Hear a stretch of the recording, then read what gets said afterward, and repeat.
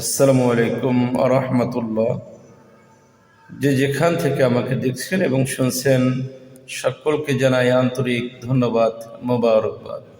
আমি আপনাদের সঙ্গে যে বিষয়টি শেয়ার করতে চাই অত্যন্ত গুরুত্বপূর্ণ একটি বিষয়। আশা করি আপনারা সকলে মনোযোগ সহকারে শুনবেন ইনশাআল্লাহ।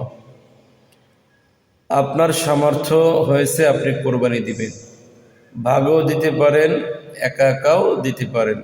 এখন আপনি যদি কারোর সঙ্গে ভাগে দেন, আপনাকে সর্বপ্রথম যে বিষয়টি ক্লিয়ার হতে হবে, বিষয়টি হলো যার সঙ্গে আপনি ভাগে কোরবানি দিবেন সে নামাজি কিনা এবং তার টাকা আয়ের উৎসটা কি।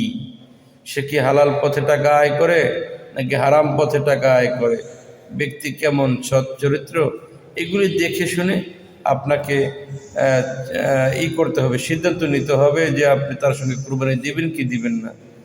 আপনি অবশ্যই চাইবেন না যে আপনার কোরবানি নষ্ট হোক, আপনি অবশ্যই চাইবেন আপনার কোরবানির জন্য আল্লাহ তাআলার কাছে কবুল হয়। এই জন্য নামাজি ব্যক্তি এবং সৎ মানুষ, এক কথা সৎ মানুষ ব্যক্তি দেখে আপনি কোরবানি দিবেন ভাগে।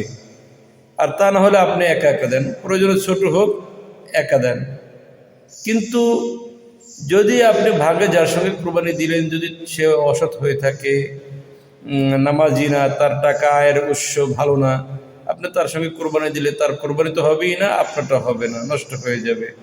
আর আপনি যদি নামাজি হন, হালাল পথে টাকা আয় করে থাকেন, ছোট দেন আর বড়ই দেন, আপনার সামর্থ্য অনুযায়ী আপনার কোরবানি আল্লাহ তাআলার কাছে কবুল হবে ইনশাআল্লাহ।